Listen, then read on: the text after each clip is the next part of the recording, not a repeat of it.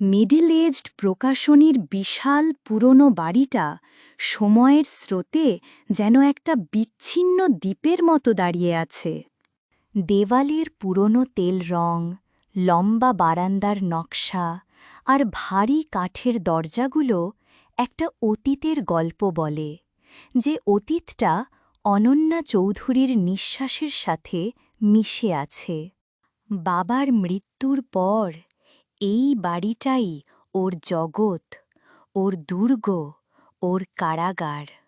বাইরের জগতের কোলাহল এখানে ঢোকে না, বা অনন্যাই শায়দ ঢুকতে দেয় না। ওর দিন কাটে লাইব্রেরির পুরনো বইয়ের গন্ধে, বাবার লেখা ডায়েরির পাতায় আর জানালার বাইরে বৃষ্টি দেখার আলস্যে। ওর দিন কাটে লাইব্রেরির পুরনো বইয়ের গন্ধে, বাবার লেখা ডায়েরির পাতায় আর জানালার বাইরে বৃষ্টি দেখার আলস্যে। কিন্তু আজ সকালের হাওয়ায় একটা অস্বস্তি ছিল। অনন্যার হাতে একটা খবরের কাগজ, যেখানে রোহন সেন নামের এক তরুণ সাংবাদিক চৌধুরী প্রকাশনীর বর্তমান অবস্থা নিয়ে একটা তীক্ষ্ণ প্রতিবেদন লিখেছে। প্রতিবেদনের শিরোনাম ছিল, চৌধুরী প্রকাশনীর আত্মা কি বিক্রি হয়ে যাচ্ছে? লেখাটা পড়তে পড়তে অনন্যার বুকের ভেতরটা কেমন যেন খালি হয়ে যাচ্ছিল। প্রতিটি শব্দ, প্রতিটি বাক্য যেন ওর বাবার গড়ে তোলা স্বপ্নের গায়ে চাবুকের মতো আঘাত করছিল। রোহন লিখেছিল, চৌধুরী প্রকাশনী এখন আর সত্যিকারের প্রতিভাকে গুরুত্ব দেয় না। তাদের নজর এখন শুধু বাজারের দিকে, বাণিজ্যিক উপশক থেকে। বিখ্যাত লেখকদের চটকদার বইয়ের আড়ালে হারিয়ে যাচ্ছে অসংখ্য নতুন, শক্তিশালী লেখকের কণ্ঠস্বর। অনন্যা কাগজটা নামিয়ে রাখল। ওর মনে পড়ল, বাবা বলতেন, একটা প্রকাশনী শুধু বই ছাপে না অনন্যা, ওটা একটা জাতির বিবেক তৈরি করে। মিডল এজড ফিমেলটা কি আজ সত্যিই অসুস্থ? বীরেন্দা বাবার সবচেয়ে কাছের বন্ধু আর চৌধুরী প্রকাশনীর সবচেয়ে পুরনো সম্পাদক। অনন্যা ফোনটা ধরল। হ্যালো বীরেন্দা। ওপাশ থেকে একটা ক্লান্ত, চিন্তিত স্বর ভেসে এলো। অনন্যা মা, তুই কেমন আছিস? আমি ভালো আছি। তুমি? আমি আর ভালো থাকা? তুই কি আজকের কাগজটা পড়েছিস? বীরেন্দা বললেন, যা লিখেছে তার চেয়েও পরিস্থিতি আরও খারাপ মা। আজকেও একটা অসাধারণ পাণ্ডুলিপি ফেরত পাঠাতে বাধ্য হলাম। ছেলেটা গ্রামের এক গরিব স্কুলের মাস্টার। ওর লেখার মধ্যে যে আগুন আছে তা আমি বহুদিন দেখিনি। কিন্তু বিক্রমবাবু বললেন, এইসব আবেগী লেখা এখন আর চলে না। আমাদের টার্গেট ইয়ুথ, যারা চটজলদি বিনোদন চায়। বিক্রম রাঠোর অনন্যার দূর সম্পর্কের আত্মীয় আর চৌধুরী প্রকাশনীর বর্তমান সিইও। বাবার মৃত্যুর পর অনন্যার অনাগ্রহের সুযোগে যে কোম্পানির ক্ষমতা নিজের হাতে তুলে নিয়েছে। বীরেন্দা বললেন, আমাদের প্রকাশনীর আত্মাটা সত্যিই মরে যাচ্ছে মা। তোর বাবার স্বপ্নগুলো প্রতিদিন একটু একটু করে খুন হচ্ছে। অনন্যার বুকের ভেতরটা জমে গেল। ও আর চুপ করে থাকতে পারল না। ওর বাবার স্বপ্ন, ওর উত্তরাধিকার এভাবে শেষ হয়ে যেতে পারে না। ও লাইব্রেরিতে বাবার ছবির দিকে তাকাল। ছবিতে বাবার চোখে যে স্বপ্ন আর আদর্শের আলো ছিল, সেই আলোটা ও নিজের ভেতরে অনুভব করার চেষ্টা করল। ও বীরেন্দাকে বলল, বীরেন্দা, আমি একটা পাণ্ডুলিপি পাঠাতে চাই। না, বাবার একটা পুরনো অসমাপ্ত লেখা আছে। আমি ওটা শেষ করে একটা ছদ্মনামে পাঠাব। আমি দেখতে চাই চৌধুরী প্রকাশনী তার নিজের প্রতিষ্ঠাতাকে কিভাবে বিচার করে। ফোনের ওপাশে কিছুক্ষণ নীরবতা। তারপর বীরেন্দার কণ্ঠে একটা ক্ষীণ আশার স্বর শোনা গেল। ঠিক আছে মা, তুই চেষ্টা করে দেখ, আমি তোর সাথে আছি। ফোনটা রেখে অনন্যা জানালার কাছে গিয়ে দাঁড়াল। বাইরে আকাশ কালো করে মেঘ জমেছে, কিন্তু অনন্যার মনের ভেতরে একটা ঝড় শুরু হয়ে গেছে।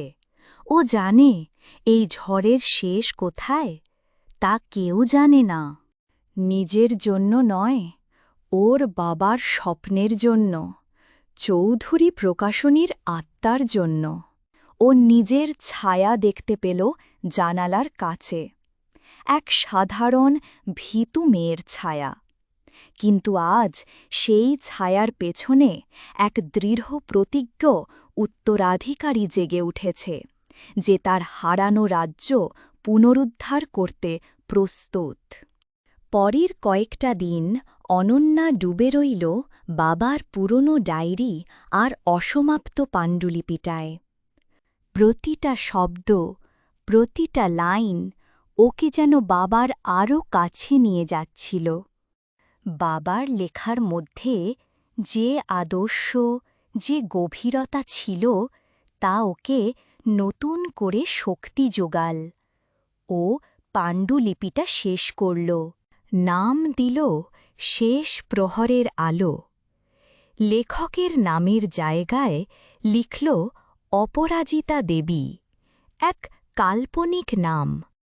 নিজের পরিচয় হিসেবে লিখল সে এক সামান্য গৃহবধূ, যার লেখালেখি ছাড়া আর কোনো জগৎ নেই। পাণ্ডুলিপিটা সাধারণ একটা বাদামি প্যাকেটে মুড়ে ও নিজে গেল চৌধুরী প্রকাশনীর অফিসে। মিডল এজড কাচের দরজা ঠেলে ভেতরে ঢুকতেই একটা ঠান্ডা, কৃত্রিম বাতাসের ঝাপটা লাগল ওর মুখে। পুরনো দিনের সেই চেনা গন্ধটা আর নেই। দেওয়াল জুড়ে নামী লেখকদের বিশাল বিশাল ছবি, কিন্তু কোথাও যেন প্রাণীর ছোঁয়া নেই। রিসেপশনের মেয়েটি ওর দিকে এমনভাবে তাকাল যেন ও কোনো ভুল জায়গায় চলে এসেছে। অনন্যার সাধারণ সুতির কুর্তি, পায়ে সাধারণ চপ্পল আর কাঁধের ঝোলা ব্যাগটা হয়তো এই ঝাঁ চকচকে পরিবেশের সাথে বেমানান। কি চাই? মিডল এজড ফিমেল কোথায় গেল? কি চাই? মেয়েটি একটা ফর্ম ওর দিকে এগিয়ে দিয়ে বলল, এটা ফিল আপ করে পাণ্ডুলিপির সাথে জমা দিয়ে যান। 3 মাস পর ওয়েবসাইটে রেজাল্ট দেখবেন, ফোন করবেন না। অনন্যা ফর্মটা পূরণ করল। বাবার নাম, ঠিকানা কিছুই ব্যবহার করল না। একটা কাল্পনিক ঠিকানা দিল কলকাতার এক পুরনো গলির। পাণ্ডুলিপিটা জমা দিয়ে যখনও বেরিয়ে আসছে, তখন ওর পাশ কাটিয়ে ভেতরে ঢুকলেন এক বিখ্যাত লেখিকা। রিসেপশনের মেয়েটি প্রায় লাফিয়ে উঠে দাঁড়াল। আসুন ম্যাডাম, আসুন। অন্যান্যার বুকের ভেতরটা মোচড় দিয়ে উঠল। এটাই তাহলে নতুন চৌধুরী প্রকাশনী, যেখানে নাম আর পোশাক দিয়ে মানুষের বিচার হয়, লেখার গুণ দিয়ে নয়। ওখান থেকে বেরিয়ে ও গেল কলেজ স্ট্রিটের কফি হাউসে। পুরনো দিনের সেই আড্ডার জায়গা, যেখানে একসময় ওর বাবা বন্ধুদের সাথে ঘণ্টার পর ঘণ্টা সাহিত্য নিয়ে তর্ক করতেন। ও একটা কোণের টেবিলে বসল। কফির কাপে চুমুক দিতে দিতে ওর মনে হচ্ছিল ও যেন দুটো ভিন্ন জগতে বাস করছে, একটা জগৎ ওর বাবার তৈরি করা, যেখানে আদর্শ আর সৃজনশীলতার দাম ছিল। আর আরেকটা জগৎ বিক্রম রাঠোরের, যেখানে সবকিছুই পণ্য, সবকিছুই টাকার অঙ্কে মাপা হয়। হঠাৎ ওর কানে এলো পাশের টেবিলের আলোচনা। কয়েকজন তরুণ লেখক লেখিকা চৌধুরী প্রকাশনী নিয়েই কথা বলছে। একজন বলল, আমার লেখাটা তো না পড়েই ফেরত দিয়ে দিল, বলল আপনার লেখা কোনো মার্কেট ভ্যালু নেই। আর একজন দীর্ঘশ্বাস ফেলে বলল, ওরা এখন শুধু সেলিব্রিটিদের বই ছাপে, লেখা যেমনই হোক, নাম থাকলেই হল। অনন্যা চুপ করে শুনছিল। প্রত্যেকটা কথায় ওর ভেতরের আগুনটা আরও বাড়ছিল। ও বুঝতে পারছিল এটা শুধু ওর একার লড়াই নয়, এটা ওর মতো আরও অনেক অপরাজিতাদের লড়াই। বাড়ি ফিরে ও বীরেন্দাকে ফোন করল, সব কিছু খুলে বলল। বীরেন্দা বললেন, আমি জানতাম এমনটাই হবে। বিক্রম ছেলেটা আগাগোড়া ব্যবসায়ী, সাহিত্য ওর কাছে একটা পণ্য ছাড়া আর কিছুই নয়। আমাদের কিছু একটা করতে হবে বীরেন্দা। কি করবি মা? ক্ষমতা তো সব ওর হাতে। ক্ষমতা হয়তো ওর হাতে, কিন্তু সত্যটা আমাদের হাতে। অনন্যার কণ্ঠে দৃঢ়তা। আমি ওই লেখকদের সাথে যোগাযোগ করতে চাই যারা অন্যায়ভাবে প্রত্যাখ্যাত হয়েছে। আমাদের এক হতে হবে। বীরেন্দা কিছুক্ষণ চুপ করে রইলেন, তারপর বললেন, ঠিক আছে, আমি ঠিকানা জোগাড় করছি, কিন্তু খুব সাবধানে এগোতে হবে মা। বিক্রম খুব ধূর্ত। আমি জানি, অনন্যা বলল, কিন্তু যে নিজের পরিচয় লুকিয়ে লড়াই করতে নামে তার ভয় পেলে চলে না। সেই রাত থেকে অনন্যার এক নতুন যাত্রা শুরু হল। ও আর শুধু চৌধুরী প্রকাশনীর উত্তরাধিকারী নয়, ও এখন অপরাজিতা দেবী, এক অদৃশ্য যোদ্ধা, যে এক দল স্বপ্নদর্শী লেখককে সাথে নিয়ে এক দুর্নীতিগ্রস্ত সিস্টেমের বিরুদ্ধে লড়াইয়ের প্রস্তুতি নিচ্ছে। পরের সপ্তাহটা অনন্যা কাটিয়ে দিল সেই সব লেখকদের সাথে দেখা করে, যাদের স্বপ্ন চৌধুরী প্রকাশনীর দরজায় ধাক্কা খেয়ে ফিরে এসেছে। বীরেন্দার জোগাড় করা ঠিকানা ধরে ধরে ও পৌঁছে গেল কলকাতার বিভিন্ন অলিগলিতে। প্রত্যেকের গল্প প্রায় একই রকম। একরাশ আশা নিয়ে তারা তাদের সেরা লেখাটা জমা দিয়েছিল, আর বিনিময়ে পেয়েছে শুধু উপেক্ষা আর অপমান। অনন্যা তাদের গল্প শুনত, তাদের লেখা পড়ত, আর অবাক হয়ে ভাবত, এত প্রতিভা চারপাশে ছড়িয়ে আছে, অথচ চৌধুরী প্রকাশনী সেগুলোকে পায়ে ঠেলে ফেলে দিচ্ছে। ও দেখা করল সেই গ্রামের স্কুল মাস্টারের সাথে, যার কথা বীরেন্দা বলেছিলেন। শ্যামলবাবু, এক সাধারণ চেহারার শান্ত মানুষ, কিন্তু তার লেখার মধ্যে যে আগুন, যে গভীরতা, তা অনন্যাকে মুগ্ধ করে দিল। শ্যামলবাবু বললেন, আমার বই ছাপার স্বপ্ন ছিল না দিদি, আমি শুধু চেয়েছিলাম আমার কথাগুলো মানুষের কাছে পৌঁছক, কিন্তু ওরা বলল আমার লেখার কোনো বাজার নেই। অনন্যা তার হাত ধরে বলল, আপনার লেখার বাজার আছে কিনা তা ওরা ঠিক করার কে? আপনার লেখার মূল্য টাকায় মাপা যায় না শ্যামলবাবু। এই সব দেখা সাক্ষাতের মধ্যেই একটা অদ্ভুত ঘটনা ঘটল।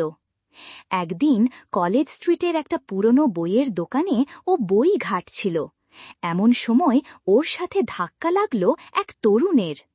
ছেলেটির হাত থেকে কয়েকটা বই পড়ে গেল।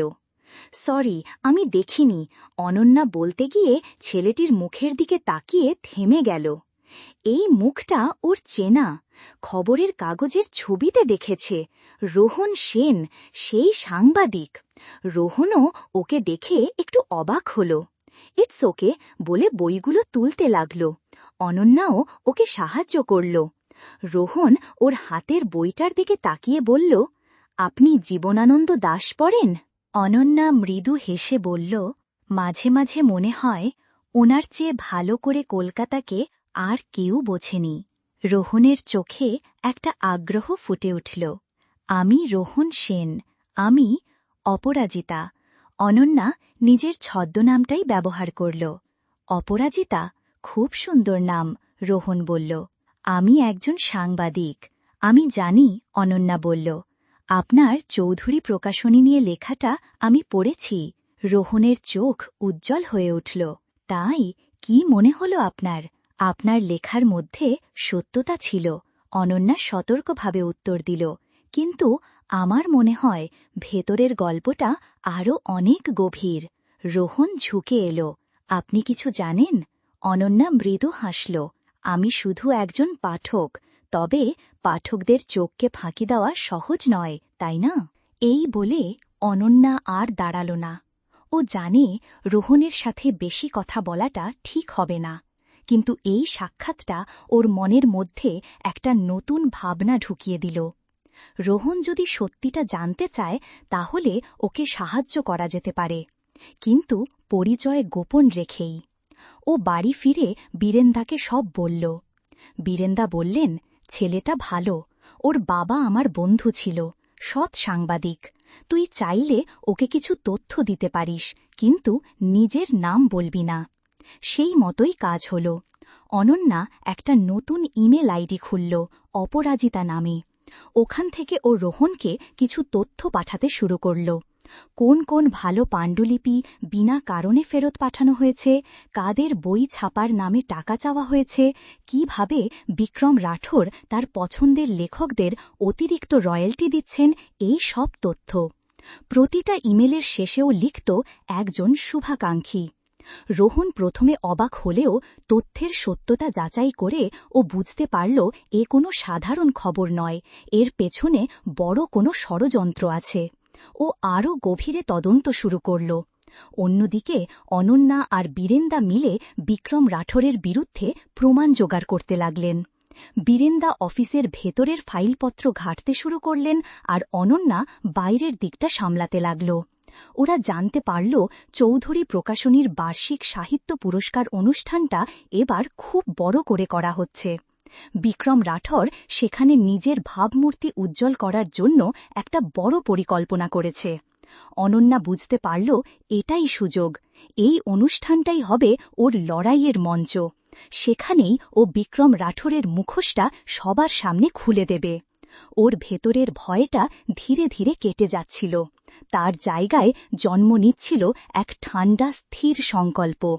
ও আর একা নয়, ওর সাথে আছে শ্যামলবাবুদের মতো একদল সৎ লেখক, বীরেন্দার মতো একজন বিশ্বস্ত অভিভাবক, আর রোহনের মতো একজন নির্ভীক সাংবাদিক। লড়াইটা কঠিন, কিন্তু অপরাজিতা হার মানতে শেখেনি। চৌধুরী প্রকাশনীর বার্ষিক সাহিত্য পুরস্কার অনুষ্ঠানের দিন কলকাতা যেন সেজে উঠেছে এক নতুন রূপে। শহরের সবচেয়ে বড় 5 তারা হোটেলের বলরুম আলো আর ফুলে ঝলমল করছে। সাহিত্য, রাজনীতি আর ব্যবসার জগতের সব নামিদামি ব্যক্তিরা এসে জড়ো হয়েছেন। ক্যামেরার ফ্ল্যাশ, সাংবাদিকদের ভিড় আর হালকা সঙ্গীতের আবহে পরিবেশটা বেশ জমজমাট। বিক্রম রাঠোর অনুষ্ঠানের মধ্যমণি, এক দামি স্যুট পরে সবার সাথে হাসি মুখে কথা বলছেন। তার চোখে মুখে এক বিজয়ীর আত্মতৃপ্তি।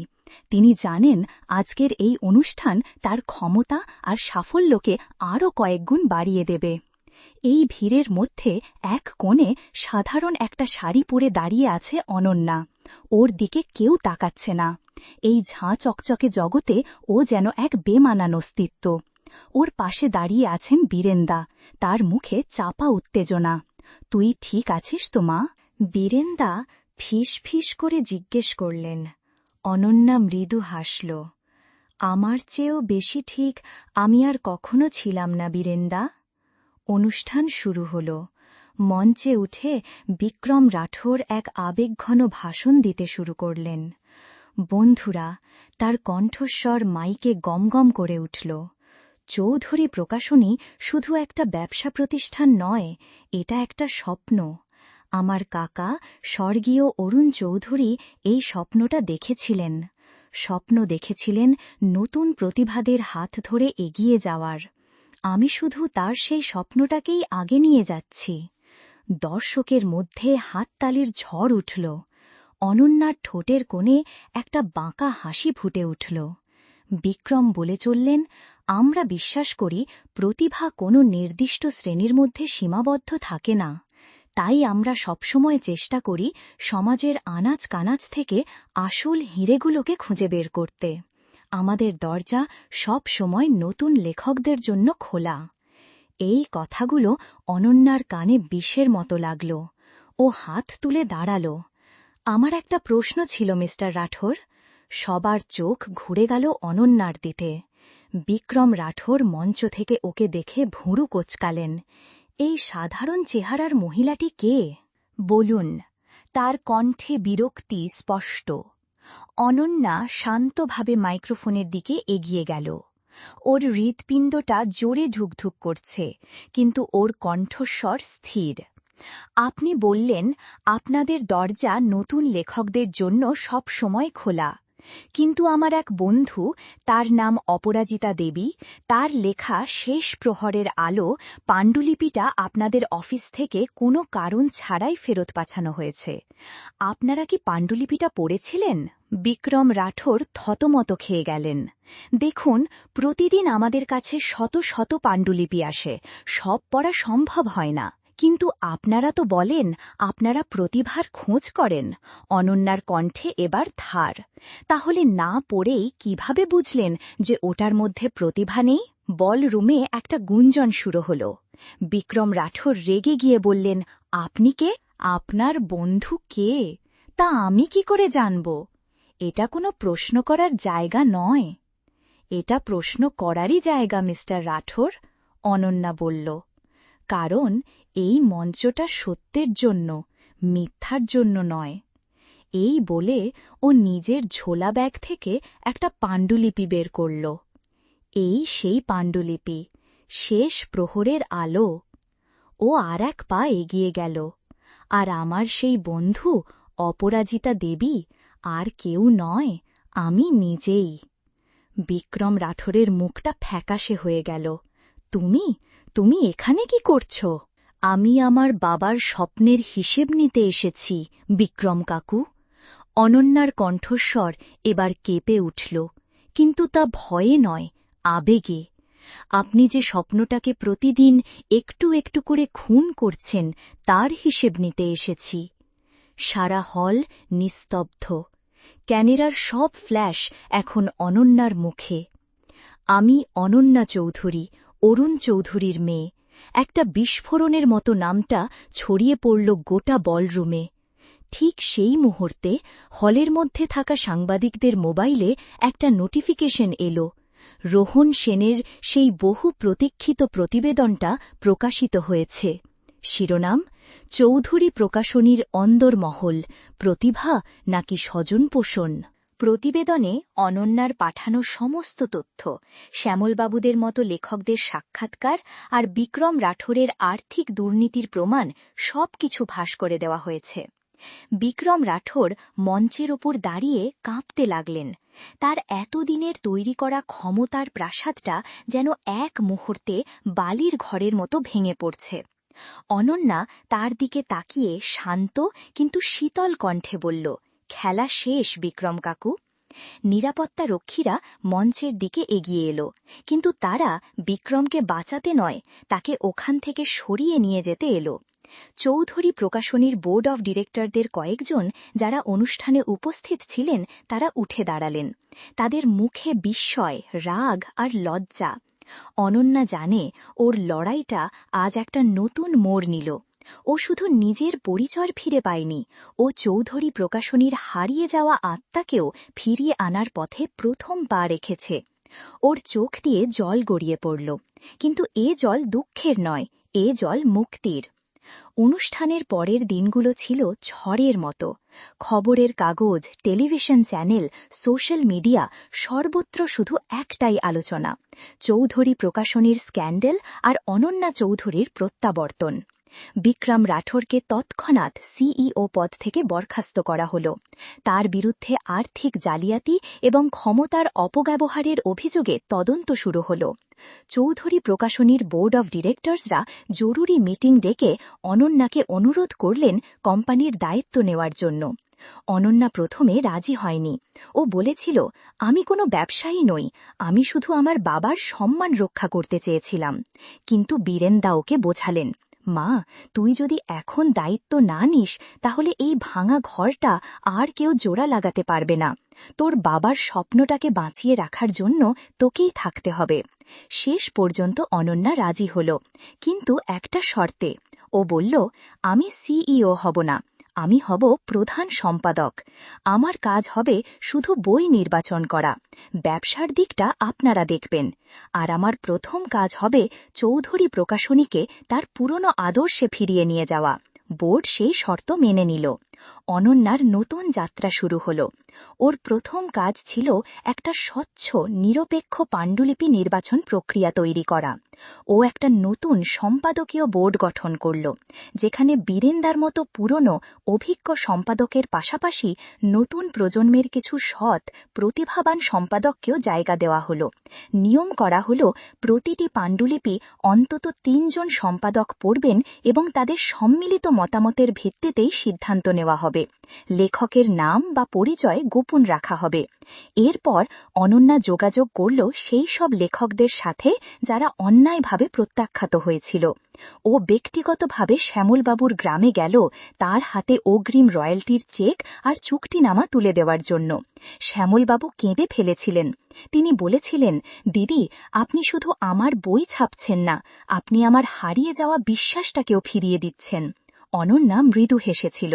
এই বিশ্বাসটাই তো চৌধুরী প্রকাশনীর আসল মূলধন শ্যামলবাবু। ওর পরের পদক্ষেপ ছিল রোহন সেনকে ফোন করা। রোহন ফোনটা ধরে একটু অবাক হয়েছিল। অনন্যা চৌধুরী, আমি ভাবতেও পারিনি আপনি নিজে ফোন করবেন। আমার আপনাকে ধন্যবাদ জানানোর ছিল রোহনবাবু, অনন্যা বলল। আপনার সততা আর সাহস ছাড়া এই লড়াইটা জেতা সম্ভব ছিল না। রোহন বলল, আমি শুধু আমার কাজ করেছি, কিন্তু আসল সাহস তো আপনি দেখিয়েছেন। আমি চাই আপনি আর আপনার মিডিয়া সব সময় চৌধুরী প্রকাশনীর ওপর নজর রাখুক, অনন্যা বলল। আমরা যদি কখনো পথ ভুল করি তাহলে আপনারাই হবেন আমাদের আয়না। রোহন মুগ্ধ হল। একজন ব্যবসায়ী বা কোম্পানির মালিকের কাছ থেকে এই ধরনের কথা ও আগে কখনো শোনেনি। ও বলল, আমি কথা দিচ্ছি, আমরা সব সময় সত্যের পক্ষে থাকব। অনন্যা আর রোহনের মধ্যে একটা পারস্পরিক শ্রদ্ধা আর বন্ধুত্বের সম্পর্ক গড়ে উঠল। চৌধুরী প্রকাশনীর অফিসে একটা নতুন হাওয়া বইতে শুরু করল। পুরনো সেই ভয়, সেই তোষামোদের পরিবেশটা ধীরে ধীরে কেটে যাচ্ছিল। কর্মচারীরা দেখল নতুন প্রধান সম্পাদক কোনো অহংকারী রাজকন্যা নন, বরং একজন শান্ত, বিচক্ষণ নেত্রী, যিনি সবার কথা শোনেন এবং গুণের কদর করতে জানেন। অনন্যার প্রথম প্রকাশনা ছিল একটা সংকলন, নাম অপরাজিতা। সেখানে ওর নিজের লেখা শেষ প্রহরের আলোর পাশাপাশি শ্যামলবাবুদের মতো সেই সব লেখকদের লেখা স্থান পেয়েছিল যাদের এতদিন উপেক্ষা করা হয়েছিল। বইটা প্রকাশিত হওয়ার সাথে সাথেই সাড়া ফেলে দিল। পাঠকরা শুধু অসাধারণ কিছু লেখা পড়ার সুযোগ পেল না, তারা একটা লড়াইয়ের গল্প, একটা প্রত্যাবর্তনের গল্পের সাক্ষী থাকল। বইটা বেস্ট সেলার হল। কিন্তু অনন্যার কাছে সবচেয়ে বড় পুরস্কার ছিল পাঠকদের চিঠি। একজন লিখেছিল, এই বইটা পড়ে মনে হল সততার জয় শেষ পর্যন্ত হয়ই। আর একজন লিখেছিল, অনন্যা চৌধুরী শুধু একজন প্রকাশক নন, তিনি একজন আশার প্রতীক। সেই সন্ধ্যায় অনন্যা নিজের অফিসের জানালার কাছে দাঁড়িয়েছিল। বাইরে কলকাতা শহর আলোয় সেজে উঠেছে। ওর হাতে ছিল সেই চিঠিগুলো। ও বুঝতে পারল ও শুধু একটা কোম্পানিকে বাঁচায়নি, ও অনেক মানুষের মনে বিশ্বাস আর আশাকে বাঁচিয়ে তুলেছে। ওর বাবার ছবির থেকে তাকিয়ে ওর মনে হল বাবা যেন হাসছেন। ওর ভেতরের সেই একাকিত্ব, সেই বিষণ্ণতাটা আর নেই। তার জায়গায় এসেছে এক গভীর শান্তি আর তৃপ্তি। ও জানে পথটা এখনো অনেক লম্বা, কিন্তু ও আর ভয় পায় না, কারণ ও এখন জানে ও একা নয়। ওর সাথে আছে হাজার হাজার পাঠকের ভালোবাসা আর বিশ্বাস, আর এটাই ওর সবচেয়ে বড় শক্তি। ৩ মাস পরের এক সকাল। চৌধুরী প্রকাশনীর অফিসে এখন আর সেই কৃত্রিম নীরবতা নেই। তার বদলে আছে একটা কর্মচঞ্চল, সৃজনশীল পরিবেশ। সম্পাদনার টেবিলে নতুন পাণ্ডুলিপির স্তূপ, করিডোরে লেখকদের আনাগোনা, আর চায়ের কাপে চুমুক দিতে দিতে চলছে সাহিত্য নিয়ে প্রাণবন্ত আলোচনা। অনন্যা তার অফিসে বসে একটা নতুন পাণ্ডুলিপি পড়ছিল। ওর মুখে একটা শান্ত, তৃপ্তির হাসি। হঠাৎ দরজায় টোকা পড়ল। আসতে পারি দিদি? অনন্যা মুখ তুলে দেখল শ্যামলবাবু দাঁড়িয়ে আছেন, তার হাতে একটা মিষ্টির বাক্স। আরে শ্যামলবাবু, আসুন আসুন। শ্যামলবাবু ভেতরে এসে বাক্সটা টেবিলের ওপর রেখে বললেন, আজ আমার জীবনের একটা খুব খুশির দিন দিদি, তাই ভাবলাম শুরুটা আপনাকে দিয়েই করি। কি ব্যাপার? অনন্যা হাসি মুখে জিজ্ঞেস করল। আমার বই মাটির গান এবছরের সাহিত্য আকাদেমি পুরস্কারের জন্য মনোনীত হয়েছে। শ্যামলবাবুর গলাটা আবেগে ধরে এলো। অনন্যা আনন্দে উঠে দাঁড়াল। এটা তো অসাধারণ খবর। আমি জানতাম আপনার লেখা একদিন ঠিক তার সম্মান পাবে। সবই আপনার জন্য দিদি, শ্যামলবাবু বললেন। আপনি না থাকলে আমার এই লেখাগুলো তো ডায়েরির পাতাতেই বন্ধ হয়ে থাকত। আমি কিছুই করিনি শ্যামলবাবু, অনন্যা বলল। আমি শুধু একটা দরজা খুলে দিয়েছি, বাকিটা আপনার প্রতিভার জোর। মিষ্টিমুখ করার পর শ্যামলবাবু চলে গেলেন। অনন্যা আবার নিজের চেয়ারে এসে বসল। ওর মনে হচ্ছিল এই ছোট্ট ছোট্ট মুহূর্তগুলোই ওর জীবনের সবচেয়ে বড় প্রাপ্তি। বিক্রম রাঠোরের মতো ব্যবসায়িক সাফল্য হয়তো ওর নেই, কিন্তু ওর কাছে এমন কিছু আছে যা টাকা দিয়ে কেনা যায় না, মানুষের ভালোবাসা আর সম্মান। ওর ফোনটা বেজে উঠল। রোহন সেন। একটা সুখবর আছে অনন্যা, রোহনের কণ্ঠে উত্তেজনা। কি? বিক্রম রাঠোরের বিরুদ্ধে সমস্ত অভিযোগ প্রমাণিত হয়েছে। আগামী সপ্তাহে রায় বেরোবে। সম্ভবত দীর্ঘমেয়াদী জেল হবে। অনন্যা কিছুক্ষণ চুপ করে রইল। ওর মনে কোনো প্রতিশোধের আনন্দ হল না, বরং একটা দীর্ঘশ্বাস বেরিয়ে এলো। ও বলল, মানুষের লোভ তাকে কোথায় নামাতে পারে, তাই না? আপনি ঠিক আছেন?